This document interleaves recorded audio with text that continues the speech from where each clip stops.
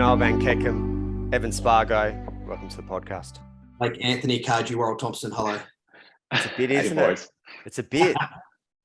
Shani Timms is 10 letters and Blake Anthony Cardew, Worrell Thompson is 32 letters. Have you ever seen a bigger difference? Wow. Plus a couple of hyphens. Yeah. That's a lot. There's a lot of trauma that comes with people. You've got trauma as well around Janoah. You've got a lot of trauma. Huge trauma. Huge. Yeah. I wonder if our parents ever thought about trauma when it comes to our names. I don't reckon they did. No, they wouldn't have. Nah. Anyway, that's not what we're here to talk about today, gentlemen. We're here to do a reflection and review of 2022 and a little preview for 2023. And as always, there's a lot of win challenge lesson language in our world because we do it every week. So we might as well do a win challenge lesson of 2022. Starting with your biggest win for 2022, Evan Spargo. Thanks, Blake. I'd say mine would be alignment. So I had to think about this, and if I wanted to capture it in one word, I would say it would be alignment. So it's the year for me of letting go of what and who doesn't serve me. And I was able to let go of a relationship that didn't serve me, a living situation that didn't serve me, work that no longer lit me up. It was aligned, reduced old sabotaging behaviors. I was able to identify them, let them go. So it's really a year about letting go and then welcoming in that what was more aligned. So more aligned friendships, connections, network. I've started really deepening my spiritual journey and connection, and also getting a greater awareness of what's true for me. And basically I've gotten to a stage where I'm not doing anything I don't want to do. I think that's been a real big win. And I'm spending time with people who I want to spend time with. So living that life by design that we always talk about, like I really feel like I am living that at the moment, which is really exciting because that hasn't been the case for a long time. So this year, definitely the biggest win has been around alignment. How do you go letting go? I know that's something I've personally struggled with, and I know a lot of people do, letting go of their old world, their old beliefs. What's that process like for you? And what came up as you let go of different situations, people, circumstances, etc.? Yeah, what allowed me to identify if it wasn't serving me is just I learned to listen to how I felt about certain things and certain people. And I'd notice, well, does this give me joy? Does this give me excitement? Does this person or this thing really motivate me and inspire me and want to be around it? Or is it more like, oh, I can't be fucked. Why am I doing this for? I'm feeling low. I'm not expanding. And then I just cannot live in that state anymore. I cannot live in a state of just going through the motions, having to do things that I don't want to do, not being inspired by others, feeling low, not being myself. I just can't live in that anymore. So I have to honor me feeling better and moving towards the direction I want to. So that was the catalyst for it. And then when you do in that process of letting go, there is a lot of fear. There is a lot of shit, what's going to happen? You're stepping into the unknown. But you just know that on the other side of that, I know that there's going to be relief, and there always is. And I place far more importance on my well-being and how I feel about where I'm going and the direction that I'm going much more than I did, than staying stuck in my old habits and ways and people and work or whatever it is. So that's really helped me navigate that process. Interesting point you mentioned there around not doing things that I don't want to do. And I could imagine a lot of people going, but that's just life, mate. Sorry, you have to be doing things that you don't want to do and sort of accept that, right? And so speak on how you navigated that little piece of it there, and in terms of it's okay if not everything you want to do, right, is going to be amazingly fun and exciting. Like sometimes you're doing things that you don't really want to do, but they're working towards creating a life of alignment, right? As opposed to you're doing something you don't want to do for a job you don't fucking like, you're not aligned to, in an environment you're not aligned to. Does that make sense? Is that kind of the piece that shifted for you, that you're more aware of like the greater goal is in alignment, so you're still able to do some of those things that aren't as exciting and doing with a different energy? Yeah, absolutely. So when I said I'm not doing what I don't like to do, how I'd reframe that would be, there's nothing that I'm doing that doesn't have purpose towards where I'm going. So everything that I do right now is purposeful, and it's helping me, it's aligned with where I'm trying to go. If I'm doing something that isn't aligned with where I'm trying to go, or takes energy away from where I'm trying to go, that's when I can go, oh, I can drop that, I can leave that. Because then it opens up space for me to welcome in new opportunities to help me go that way. So it's really about what is aligned with my purpose, and that's what helps me make that decision.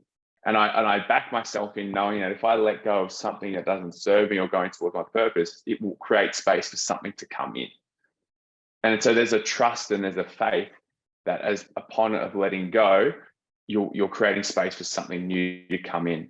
And sometimes it won't magically drop in, but it's something that you can now seek out because your attention is now looking for it.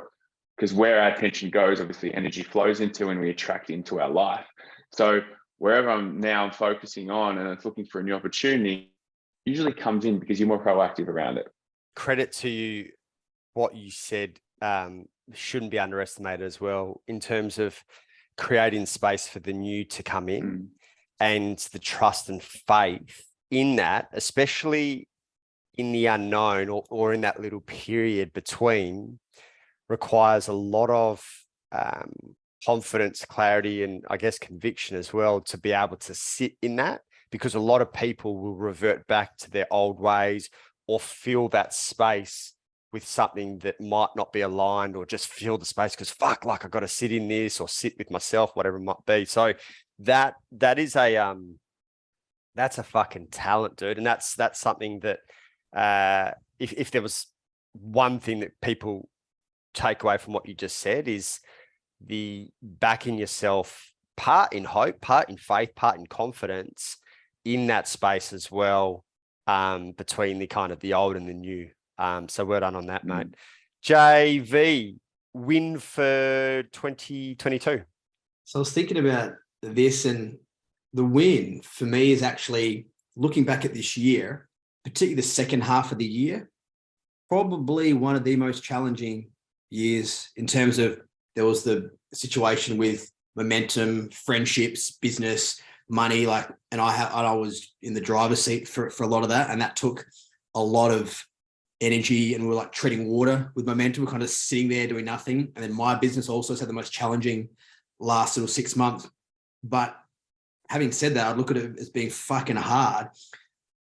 I've still been able to create the life where I'm overseas, working, and that there's a different challenge that's come with that. But even through all that, my ability to sit through that stuff and have still created and stuck with what I'm doing, and to be sitting, then I was sitting on the flight and I was like, wow, I've actually, look at the fuckery that's been of this last part of the year, but still how good fucking life is. Do you know what I mean? Like, it's been fuckery, but I was looking at it, I was like, and even now when we get to the challenge, there'll obviously be the last little period, even with some fucking challenges, there's always been a level of but fucking life's good. Do you know what I mean? It's just, and that for me is a fucking win, to be at a position where it's all this shit can play out, but life's still fucking great. And that also gives me the excitement of imagine when I can flip things to next level.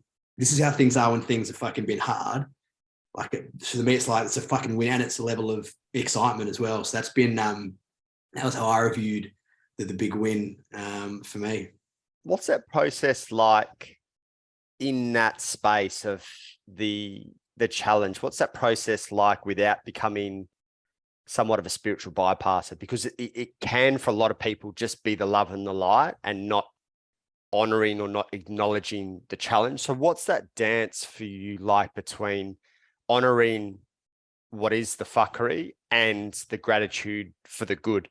So one part of it is feeling the shit and not trying, and the luxury I've got, is having an environment. I've got you and Shani, so where I've got people that I can be yeah, I'm struggling a bit here, to feel it and be honest about it, as opposed to put on the front of, no, I'm killing it and things are fine. And that's one piece of it, is to acknowledge it and feel it and go, fuck. The other part is I look at it now with curiosity. And this is I look at everything that's going on, okay, what the fuck's in this? Not even gratitude. It's just why? What are all the possible reasons or, you know, things that we're playing out for this, like, is part of my mission to go through this so I learn the fucking hard way so I can help others. Like so instead of, I used to be very good at victim. That was my thing, comparison victim, right? And bathe in that fucking poor me bullshit, right? So the flip now is, I love the idea of curiosity. It's just like, feel it, no more fucking dwelling in it. And what's the curiosity in it? So it's like exploring, okay, what is this a fucking lesson? Is the universe smacking me around here? Like, what the fuck is this for? Like, what plays out at the back end of this, and what can I take out of it? So for me, it's that. It's like feeling the shit and then look at it and go, how can I look at this with curiosity as opposed to like poor me and dwelling on it? And I've noticed that it's allowed me to move through things so much quicker and be ready for the next, you know, the next little jab to come. Just on the back of that, being able to sit through that and then still be able to produce the work and build the business as much as you've had, what allowed you to not only just sit with it, but also to produce, to create, to take action? It's because I have this clarity on like who I want to become, and the businesses that I want to create and the impact they will have. And I've decided I'm not here to play small, and overnight successes take a fucking decade, right? And I look at that as in like, this is me earning my stripes. Like, if I want to play big, I've got to go through this shit. You don't get to play big without getting fucking smacked around. And so I almost look at it as like, you know, that was Brene Brown. Like, I'm in the arena getting my ass kicked. And that's how I see it now. I almost look at like, you know, I get up with the, you know, blood on my face, you know, in the footy game, you're like, when I used to play footy, I used to start the game. I'd always start a bit slow, but as soon as I got smacked, I actually would go in intentionally and just cop it. And as soon as I got this smack and I was like hurting, I was like, I'm on. Does that make sense? So I kind of bring the same thing here now. I'm like, when I'm getting smacked around, I'm like, yeah, I am. Like, it hurts and come on. But also like, I'm earning my stripes here. Like, if this is the shit I'm going to go through, where am I heading towards? That's how I've managed to stay on and keep churning when it's been hard. Yeah, good. When would be Thailand was the final piece that came to the completion of everything that I set out for 4 years ago. And when I was kind of going, well, 4 to 3 years ago. So when I was going through 1 closing of the business, 2 the bankruptcy, 3 the breakdown, 4 moving back to Adelaide, there was always a vision of having an online business where I could travel anywhere in the world, you know, having an epic relationship, living in Byron Bay, and, you know, even the half Ironman in Melbourne, which, you know, was a 2-year process of fucking events getting cancelled. So it literally, my biggest win was getting on that flight to Thailand, knowing that I completed everything that I set out for 4 years ago. And just to set there was a real moment of pride and contentment of like, fuck, you know, like I went through the ringer, but I never took my eye off the vision that I had, which little pieces have just all fallen into place over the last 2.5 years. So that would be my win, which is a collective or a collection of wins. That was the final loop and the final piece that I had visioned 4 years ago. So firstly, mate, well done. Secondly, who did you have to become? So if you look back and go, what are the traits that I had to embody and stick with because it's been a big process, right? From literally rock bottom to now where you wanted to be over a long period of time. If someone look at that and go, yeah, okay, so what have you seen to be the most profound traits, characteristics of being that you've had to embody to get you there? I'd say it's awareness, habits, and consistency. And the reason for that is, and we talk so much about awareness, but I've always had like a desire to make things happen, but I would, and always with the best intent, but I'd also easily just get like nudged off, and then fucking 6 months, 12 months has gone by and you're like, how did I end up here? And that's where like the awareness and not taking my eye off the prize, even when I was on the hospital bed, I still had the vision of I'm still going to make it to Byron Bay. I'm still going to create an online business, and I'm going to create an online business that allows me to travel. It was that vision never disappeared, whether I was up and about when you and I had just moved to Byron and we're fucking flying and having the time of our lives, or when I was on the hospital bed at my lowest. That vision never went. So having the awareness and being able to turn that into consistent habits was the piece. And there's a real piece for us this year in MoMENtum of really helping the boys solidify big dreams into daily behaviors and habits. And that was just me chipping away at it. And again, kind of similar to you, the overnight success that I look at, and if I want to put Thailand into a quote unquote success, because for me, that was my big vision, was just a 4-year process of down to rock bottom, and then the climb from rock bottom back up, and just consistent like behaviors. And you see me every single day, like, and there's always room for improvement. I'm a work in progress, but like a structure for me helps create the consistency in the behaviors. And whether that's putting myself in a position to get to Thailand and the behaviors and consistency that was required for that, or it's the up at 5 a.m. every morning, training at 6 a.m. every morning to put me in a position to do an Ironman or a half Ironman. It's still the same thing. It's consistent behaviors with the awareness there. So that would be the piece that sticks out to me. And that would be the difference, dude, between my first 35 years and my last 3, like awareness and consistent behaviors. That the intent was always there, and the good nature of like, fuck, I want to make this happen was always there. But there was a disconnection between the big lofty goals and the dream and the awareness and the behaviors that were required.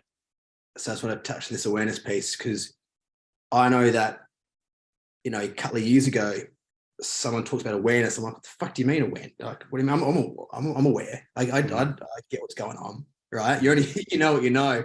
And the more I hear people say, no, I'm fine, the more I'm like, you're not fine. You're not. Yeah. So how, like, simply, like, what are the most powerful ways to create more awareness? Because a lot of guys will be like, no, I think I'm sorted. It's like, I guarantee if that's what you're saying, you're not. So how do you create more awareness? So the starting point for me always comes back to thoughts, feelings, and behaviors, and looking at those with interest and curiosity. And the reason I say that is because the moment I started to look at my thoughts with interest and curiosity, I created detachment from them. And what I mean by that is, like, most people just think their thoughts are real. Whereas I started to observe my thoughts and question it and go, is that real? Is that actually true? Is part of it true? Is none of it true? And then when you start to question your thoughts, you start to pivot, right? And same with behaviors. Like, again, when I looked at my behaviors and I was like, okay, so these behaviors are quite destructive, and there's a number of behaviors that I'll work on again this year.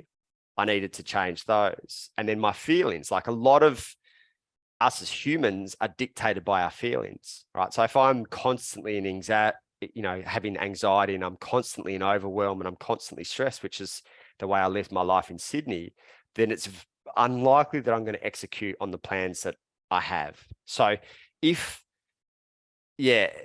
terms of awareness, if you think you're fine, it's probably a sign that you don't have awareness. But if you were starting out, I'd be looking at my thoughts, feelings, and behaviors from a place of interest and curiosity, and also not being attached to them. That gives me the position to pivot. And similar to the environment that we live in Byron Bay, but also similar to, the people that we've got in our world in both MoMENtum and, Tribe and our one-on-one clients and things like that, and Spargo is a perfect example of this. Those people are pivoting on a daily and weekly basis. And what I mean by that is, like, and Spargo can probably attest for this, by 6 p.m. tonight, he will have highlighted a thought, feeling, or belief that isn't necessarily going to serve him going forward. That's fucking incredible if you're doing that on a daily basis.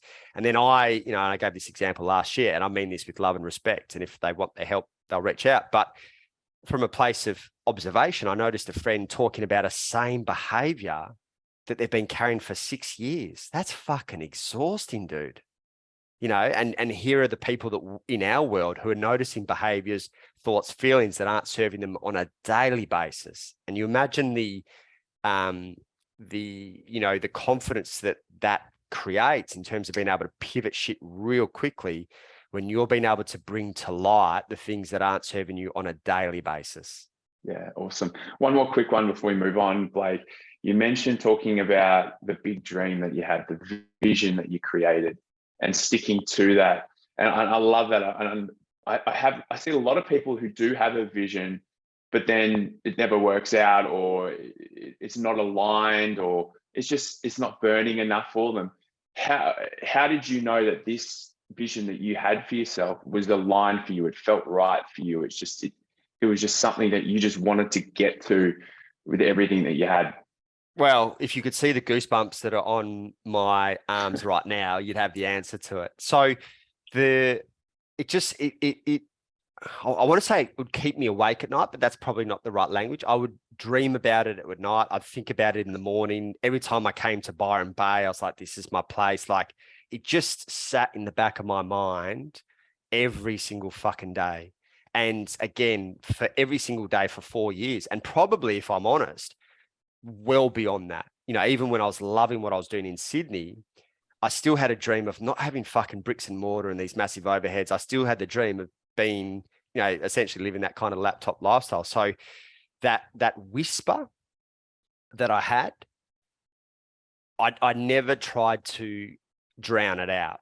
And I think that's where a lot of people go wrong. It's that whisper that their relationship isn't right. It's that whisper that something is misaligned. And they're like, oh, what can I do to drown it out, distract myself? That whisper sat with me every day for the 4 years, but it also sat with me probably, if I'm honest, for 4 to 5 years before that. And if you can look into honoring the whisper, I think you'll and at least honoring and acknowledging it. It might be time, it might take a bit of time before you action it. But if that whisper's there and there's that burning desire, then it's worth exploring. And I would, even if I have a whisper now, I'll always look into it. And again, I don't have to take action overnight and fucking flip my life upside down. But if I hear a whisper, and I'm quite attuned these days, I want to explore it on some level. And that's what I'd encourage people to do. Very good. From wins, boys, to challenges. Spargs, 2022 challenge, my friend. Definitely at the start of last year was my lowest point mentally. Definitely had depressive symptoms and just in a real funk, just as flat as I've probably been, one of the flattest times of my life. And that coincided with a breakdown in my intimate relationship at the time. So that was, and I know speaking to you about this, Blake, you know it very well, that I was really struggling at my lowest of lows, and just navigating that. I was literally hopeless, and self-esteem was as low as I've ever been. Really struggled to see the value in myself and a way forward. And so navigating through that, and I do have a tendency to sit in self-loathing quite a lot. It's something that I've done majority of my life, and something that seems comfortable for me. And so moving through that period was the biggest challenge, but also one of the biggest transformations that I was able to get through. It's interesting, and I don't know if you picked up the language that you just used. I definitely did, because I'm writing it down right now. You said self-loathing is you feel comfortable in it, which is a really interesting language. What do you mean by that? And are you aware that you just said that? Yeah, it's quite confronting to say that, because there's a familiarity of being in that state of self-loathing. As a child, it's almost as if I use it as a motivator. Sitting in self-loathing was comfortable because, well, that's the only way I knew how to do. If I didn't live up to a standard, or I made mistakes or failed or whatever, I'd sit in that self-loathing, and I'd almost be, it's so familiar that it was comfortable. And then I'd probably use that as a launch pad of creating change. And so that's something that's just, honestly, I've just come up with now, that maybe I use that as a catalyst of change. Whereas why can't I create change from a loving, compassionate place? So it's very interesting. It's like I'm really hard on myself in order to create massive change. just to touch on that's really interesting, and probably a good one for the next therapy session, I reckon, for sure. It's really interesting. I think and I'm pretty sure Jay feels the same. To be able to navigate motivation from a clean, healthy, lighter energy is definitely something for us all to consider. But I also do think, rightly or wrongly, that dark energy is a good motivator. We probably just don't want the majority of our motivation to come from that. And I listened to Ned Brockman a couple of weeks ago, and he's a light character. It doesn't feel like he has a lot of baggage. He's a real kind of good larrikin. But I remember him even talking about having a fuck you wall, of people who said he wouldn't do it, and he's got a fuck you wall in his room, I think his bedroom, with people, like whether it's pictures or names or whatever. That wouldn't resonate with you at all. That resonates a hell of a lot, actually. So I definitely understand where you're coming from, Spargs. JV, question? So have you been able to, because a big part of what we learn from these processes, right, is seeing ourselves on the way down. Have you, because you said it's a pattern, and I definitely think there's, for you, this area's around like that comfort and shadow and ego is what you look into around your craving and calling that back in. Have you been able to identify the lead up, like the thought processes, behaviors, things that play out that you're like paving the way, i.e. in the future, you can go, oh, here I go. And how can you redirect? Has that landed for you yet? Or have you been able to sort of notice anything? Yeah, I love that you brought that up. So at the start of the year, it was at its worst. And then all throughout this year, I've been in a really great space, and it hasn't come up for me until literally just before Christmas, which I was telling you guys before the call. And I noticed it was triggered by, I reached out to a friend. I think I asked for something for a friend, and she gave me a flat no, and felt really crap. I was like pushing their boundaries. I've been asking too much from them. Why haven't I been giving to it? And it's kind of like the thought of disappointing someone and not living up to a standard that I've created. I could see the thoughts getting to self-loathing. I noticed that I was starting to feel shit about myself, and I was starting to condemn myself and being like, oh, fuck, what have I done? And then that's when it all spiraled out. Like that led into some like big nights, alcohol, that led to further let's look at why I'm shit at the moment. And then this spiraled for literally, almost 2 weeks. And so now I notice that it gets triggered by, if I'm not living up to a standard, I feel like I've disappointed someone, and the self-loathing starts to infiltrate my self-talk. And then that impacts how I feel. And then that's when I just go downhill. And so to be able to know, I'm actually grateful that it happened in the last few weeks, because now I can notice it. And now I notice that the pathway of how it happens, whereas I didn't analyze it before earlier this year. Now I've been able to look at it and be like, wow, I have an awareness of when that point of no return is. Great share, dude. That's really juicy. Good share. JV, your challenge for the year, my friend. It'd have to be the last little block. I mean, it's been a challenging second half of the year in business sense for both businesses, but what really topped it off for me was the last month, right at the end of last year. So obviously I planned to go to LA and live for 2.5 to 3 months and have this amazing experience, and it was going to be exciting and cool and work and travel, which the first part of it was, and then and I just got fucking hit on. So what first played out for me was it had already been like the second half of the year been challenging for me financially anyway, and last year was looking at wealth, and what I noticed was that how much deeper I have to fucking go. So firstly, the challenge was not realizing all it did for me was kick up the dust, and fucking be like, here you go, mate, you've got some work to do. So the first thing that happened was it was over $10,000 turnaround in finances in terms of outgoings that weren't expected and things that I was expecting to come in. It was more than that, but just to sort of pick a number, and having the fact that it had already been a challenging year as it was, I had this moment where I was like, I sort of did all my numbers and I looked at it, I was like, fuck. Like, and I broke a rule of my, like, I had to start using my credit card again. And I hit this like low and I was like, fuck. I remember like I was, house sitting and I was in this house and I was sitting going, I've got to like, how can I handle like how can I survive if nothing else plays out? Like I'm fucked, and that I had this like period of like, Jesus. And I had this like one day where it was fucked. And I was like in this like depth of despair and it was really, really horrendous.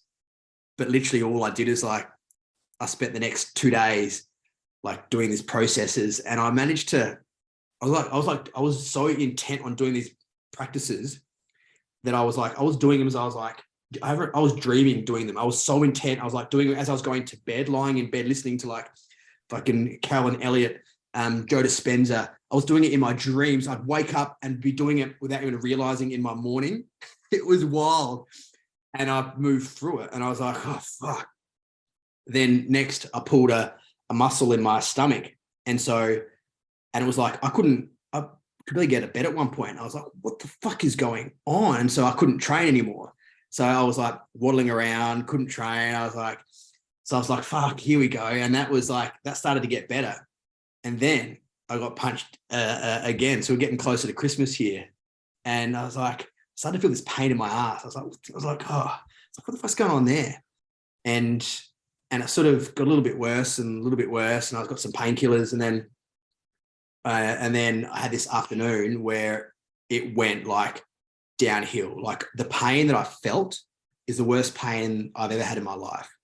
And I ended up finding out I had a fucking hemorrhoid. And I was like, how the fuck do I get that? Isn't that like for old people? Like I was like, what's going on? Like, and I looked at like, you can get it from diet, from lifting too heavy, like a range of different, they're the main sort of the things that you can look at. I was like, well, none of them really make profound. I mean, my diet's changed a little bit, but it's not like I've had worse diets than this. I didn't quite get it. And I was like, I think it was just something I had to go through. And I spent like a week where I was alone in this house. My mates had left LA for the time. So I was alone.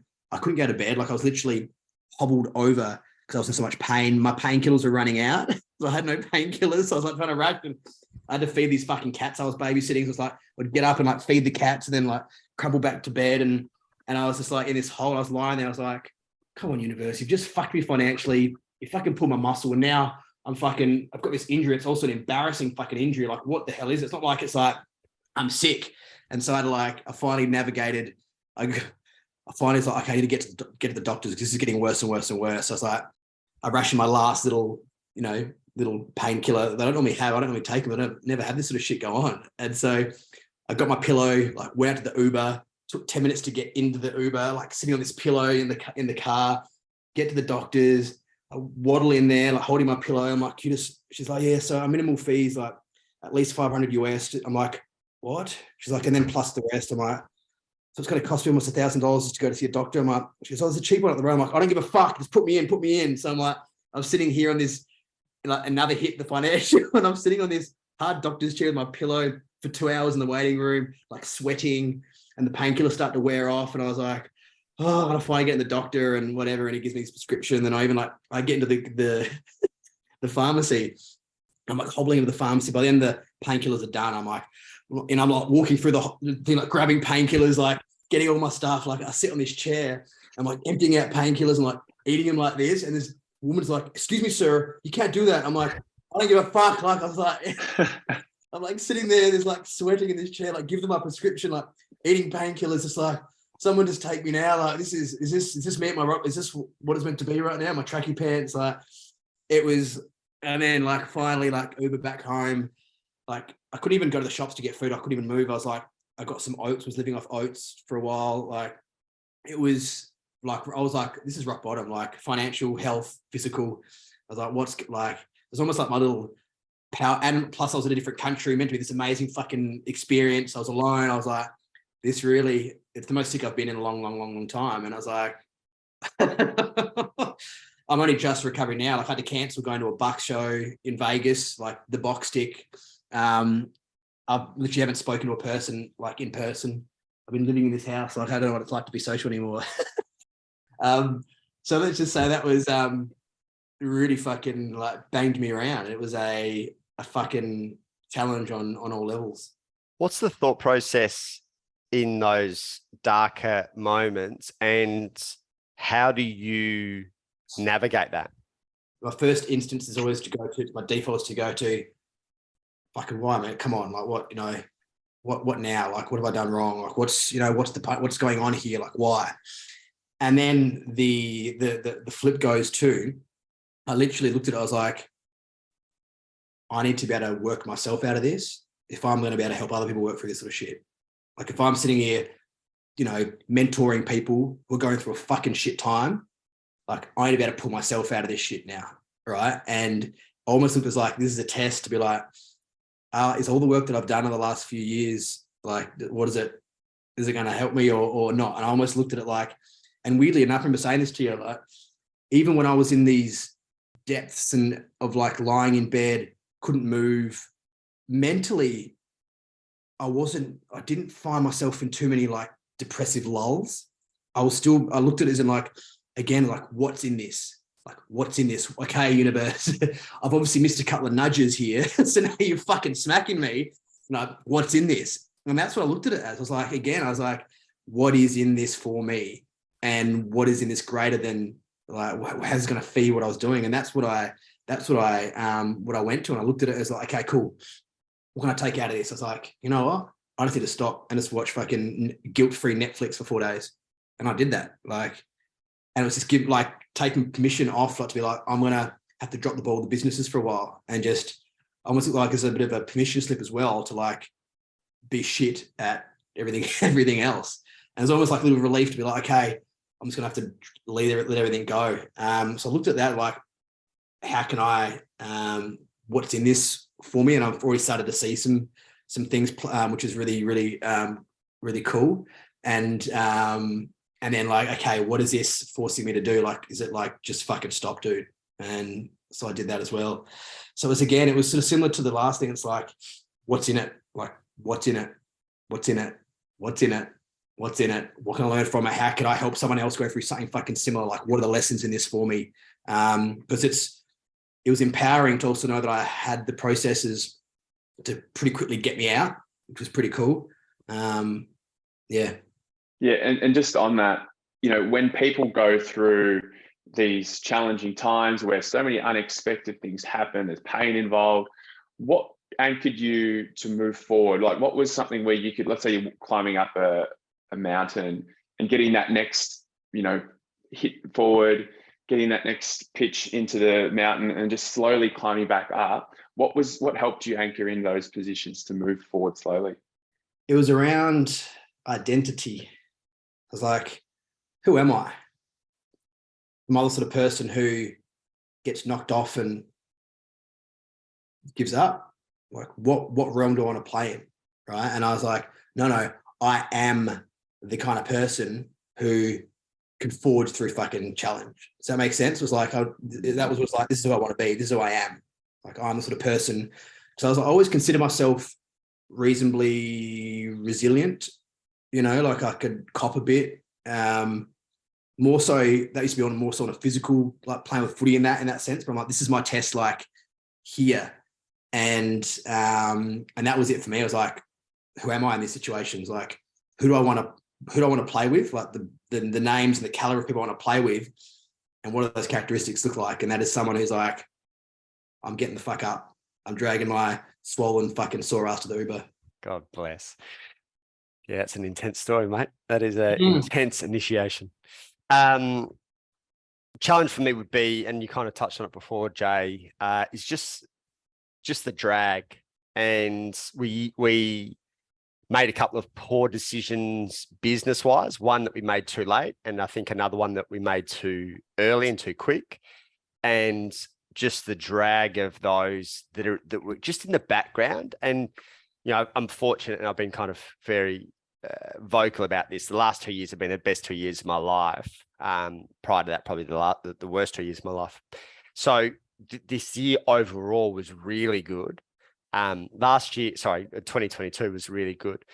It it was just that little drag that was in the background, and one business dealing that we had to work on took us 6 months, and one that was a bit of a drag. You know, they both were kind of 6 month almost. So neither of them were so painful that like they kept me awake at night or anything like that. But they were just a drag. They were just a drag that was there in the background. And I thought to myself numerous times, I thought of all the separated couples that might have a kid and them having to still have that person or that drag in their life for an extended period of time. And I was like, fuck, like I feel for you guys, just knowing that, because neither of those situations we couldn't just cut ties. There was processes and legalities and stuff that we had to go through. So the drag was there. Like we had separated ourselves on one of the situations, but we still had drag and it hadn't been finalized. So yeah, I really felt for couples that have messy breakups and when there's kids involved and they can't just separate clean and what that must create for them. But that would be the challenge that I had for the second half of the year, really. And is there a lesson? So looking at it now, what moving forward changes to give you the best chance of not having those play out again? Like what are the key things there? I'll just go into my lesson, which is exactly that. Okay. My lesson from this year is really discernment. And I've been probably criticized in the past by some good people in my world for what was deemed judgment. But upon reflection, some of those judgments were really me being super dialed in from a place of discernment of like, that person's not a right fit, or this is misaligned, or they're crossing my boundaries.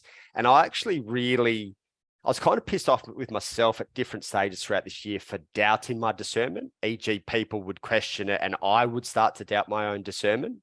But upon reflection, my discernment's pretty dialed in. And, you know, whether that's a trauma response or whether, you know, at times that's a judgment. But the fact is that on a number of things that went quote unquote wrong this year, I saw the red flags early and I'd mentioned them earlier. And, you know, for whatever reason, whether the other person didn't agree with me or whether I didn't push my case hard enough, it was, you know, to a certain degree, it was overruled in some way, shape or form. So my piece this year from a lesson point of view is discernment. And I'm all right with being quote unquote the savage person if I need to be. If that is what's required for me to move forward, if that's what's required for me to stay aligned with my mission, if that's what's required for, you know, me to stay aligned with my values. And these are the things that have been overstepped because I've allowed for my discernment to be overruled. So discernment was my big piece this year. And I will embody it even better next year and do it from probably where I've let myself down is probably I could do it from a more loving place as opposed to a kind of a bit more of a harder energy. But discernment was really my big lesson for this year. And just on that, for those listening, like what is discernment for you and what drives your discernment now? Discernment in the dictionary is the ability to judge well, which I don't love that as a meaning, but it's a lot of my discernment was a gut feeling or an intuition or even just a misalignment. So, you know, bringing people in without thinking, is this the type of person that I want in my inner circle? Is this the type of person that I want in my business? And really, you know, I guess almost not thinking of them as a person, but what they stand for. So what I mean by that is like, there were a few people early last year, who I wanted to be less of a judger and less of a gossiper last year. And I just found that they really embodied those things. And again, you do what you want. I'm not here to tell you what's right or wrong, but I didn't want that in my inner circle anymore. So for me now, it's like, what are the characteristics and the behaviors and the values that I, one, stand for myself, but two, that I want in my inner circle? And I want people that have me feel seen. I want people that have me, will support me with the decisions, the direction that I'm going, but I also want people that will hold me accountable. And they're just a couple of the values that I really value. So instead of going, you know, hey, there's Johnny, it's for me now, what does Johnny represent? oh, Johnny, well, he's fucking slagging off every single person.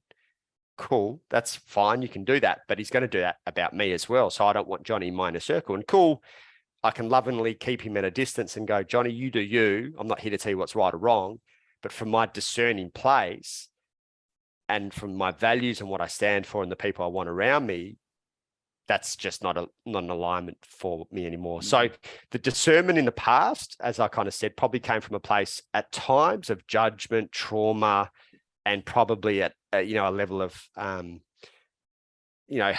at times. But now where I'm feeling more comfortable is discerning from a loving place, going, hey, you do you, and go, God bless and good luck to you. You're just not coming into my inner circle, or we're not going to work with you, or we're not aligned. So that would be my piece on that. Spargs, for you, lesson for the year. We are definitely not going to get time for our 2023 goals, but we can come back to that. But your lesson?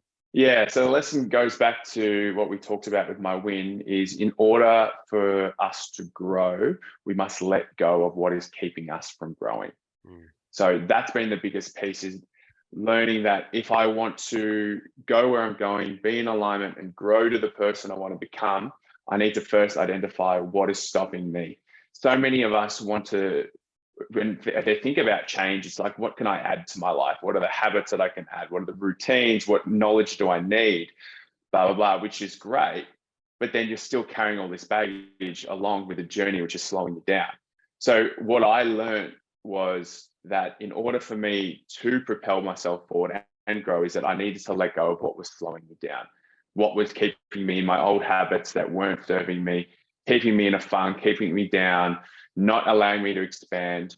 And so that process of first identifying, okay, where am I going? Good. What's not serving me first? Letting that go.